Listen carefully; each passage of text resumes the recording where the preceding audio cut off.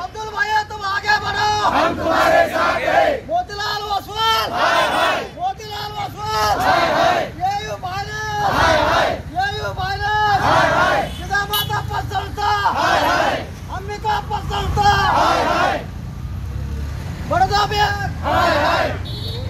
अरे नहीं चलेगी, नहीं चलेगी, तानाशाही नहीं चलेगी, नहीं चलेगी, नहीं चलेगी, तानाशाही नहीं चलेगी, नहीं चलेगी, नहीं चलेगी, तानाशाही नहीं चलेगी, नहीं चलेगी, तानाशाही नहीं चलेगी। या सावकारी करण्याचं करायचं काय? मनमानी कारभारी करणाऱ्या बँकांचं करायचं काय? अरे व्हाईट मध्ये दरोडा टाकणाऱ्या फायनान्स कंपनीचं करायचं काय?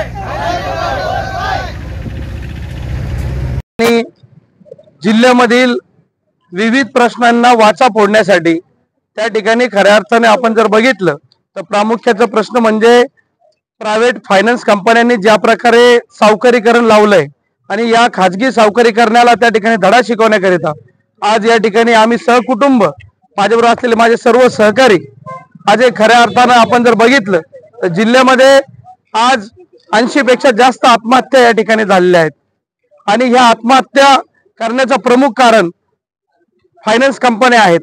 ज्या प्रकारे ते सुरुवातीला खोटं नाटं बोलून किंवा त्या ठिकाणी फसवणूक कशी केली जाते ही मी आपल्याला थोडंसं स्पष्टीकरण दाखवून देतो।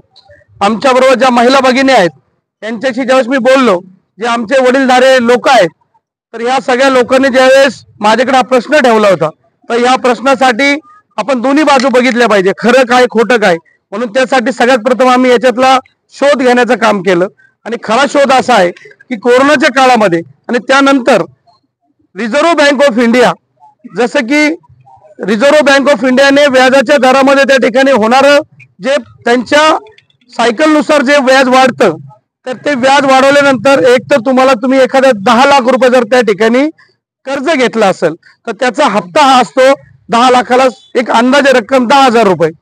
तर दोन गोष्टी असतात, जर ज्यावेळेस हे क्लॉजेस चेंज होतात तर बाय डिफॉल्ट ती अमाऊंट लोनची एक तर आपल्याला वाढीव भरावं लागते दर हप्त्याला किंवा त्याच्या बदल्यात आपण एक्सटेन्शन घेऊ शकतो, मुदत वाढ घेऊ शकतो कर्जाची। तर बँकांनी ते ग्राहकाला विश्वासात घेतलं पाहिजे, अगोदर ग्राहकाला विचारलं पाहिजे आणि त्यानंतर ती मुदत वाढ केली पाहिजे। पण जिल्ह्यामध्ये कसं झालंय, बऱ्याचशा फायनान्स कंपन्यांनी ग्राहकाला विश्वासात घेतलं नाही, त्याला विचारलं नाही, त्याला विश्वासात न घेता जी आकडा 10,000 रुपये जर लोन अमाऊंट असेल त्याची महिन्याला भरायची तर 10,100 केली पाहिजे किंवा 11,000 केली पाहिजे। तर ते न करता जर 10 वर्षाची फेड असेल तर फेड डायरेक्ट 20 वर्षे केली, ज्याची 20 वर्षे जे असेल त्याची 40 वर्षे केली, म्हणजे त्या ठिकाणी वाढी व्याज घेण्याचं काम आणि व्हाईट मध्ये दरोडा टाकण्याचं काम या फायनान्स कंपन्यांनी केलं। आणि खऱ्या अर्थाने जर ज्यावेळेस आमचे महिला भगिनी किंवा पुरुष लोक, आम्ही साहेब शेतकरी कुटुंबातले आहोत, सर्वसाधारण आहोत, दररोज काय फायनान्स कंपनीच्या ऑफिसला चक्कर मारत बसायला वेळ नाही, सगळे हातावर पोट आहे लोकांचे। आणि ज्यावेळेस आपण 5 वर्ष रेग्युलर पैसे भरले आणि आज आम्ही स्टेटमेंट काढायला गेलो तर कळतं की आपलं लोन अमाऊंट जसं का तसं आहे आणि जे 10 वर्षाची आपण फेड समजत होतो ती 10 वर्षाची फेड नसून ती 20 वर्ष झालेली आहे, म्हणजे 10 लाख रुपये लोन घेतलेलं आहे। काही लोकांना 80 लाख रुपयाचे क्लोजर आले, काही लोकांनी 10 लाख घेतलेले 15 लाख ऑलरेडी भरले, तरी बँकेत दाखवलं जातं की त्यांनी अजून पुढे इथून पुढे पूर्ण लोनची अमाऊंट भरणे बाकी आहे। आणि जर त्यांना ते पूर्ण भरायची नसेल तर रेग्युलर मध्ये 20 वर्ष हप्ते भरायचे, म्हणजे त्याची पूर्ण पिढी त्या ठिकाणी त्या व्याज भरण्यामध्ये जात आहे। आणि हा प्रकार काय फक्त नेवासा तालुक्यापुरता नाही, हा पूर्ण नगर जिल्ह्याचा प्रश्न आहे आणि या ठिकाणी सगळ्या नगर जिल्ह्यातून लोक आलेले आहेत। आणि हे जे माझ्या एका आव्हानावर या ठिकाणी आलेत हे सगळे लोक जे आहेत ते सर्वसाधारण आहेत, गोरगरीब आहेत, हे स्वखर्चाने इथं आलेले आहेत, एक दिवसाची रोजंदारी बुडून या ठिकाणी आले। खऱ्या अर्थानं जर बघितलं तर जिल्हा अधिकाऱ्यांचं ते काम आहे, जिल्हा अधिकाऱ्यांनी त्या ठिकाणी त्या बँकेला धडा शिकवला पाहिजे। कितीतरी बँका अशा आहेत की त्या जिल्हा अधिकाऱ्याचं नाव वापरून आम्हाला डायरेक्ट इथं आरोप लावतात लोक। मी बोलत नाहीये की आमच्याकडे जिल्हा अधिकारी मॅनेज आहे, आमच्याकडे PI मॅनेज आहे, SP आमचा आहे, असं डोस्यांना घरी येऊन देतात। बरोबर बोलतोय मी? पोलीस प्रशासन नेवासा पोलीस स्टेशनच्या बाबतीमध्ये आम्ही गेल्या हप्त्यामध्ये जनता दरबार घेतला, त्या जनता दरबारमध्ये नेवासा पोलीस स्टेशनचे जे PI त्यांच्यावर आमच्या जनता दरबार त्या ठिकाणी आरोप लावले गेले।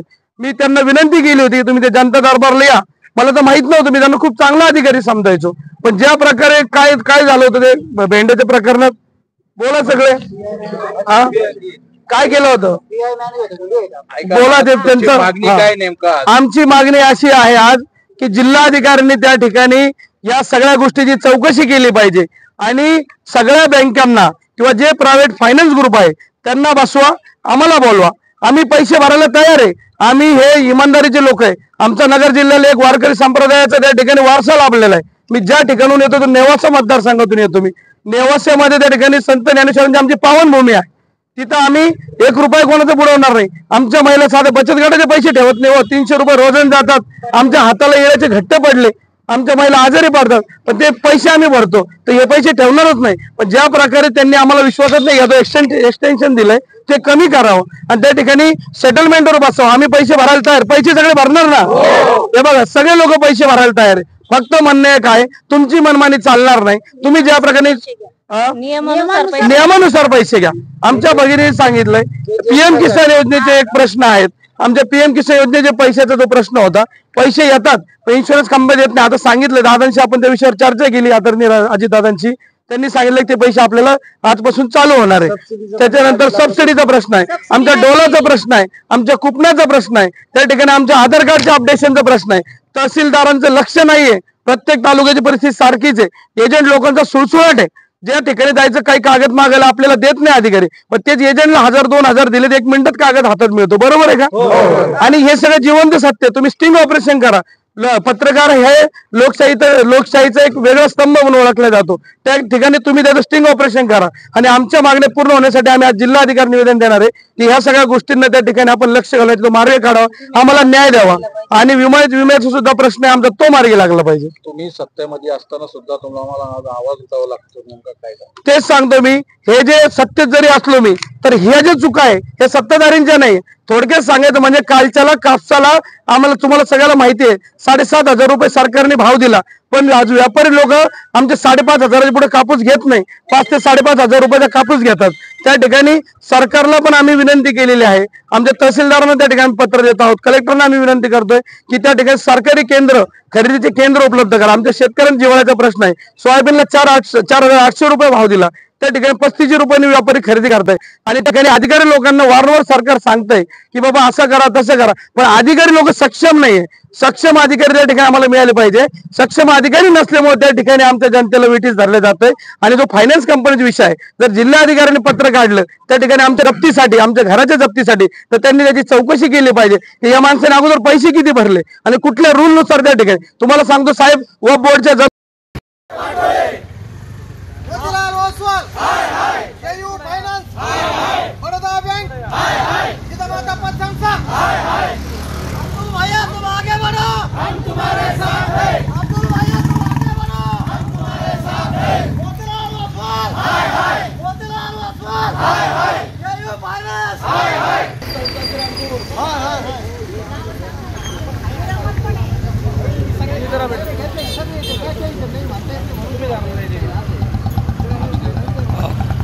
याच्या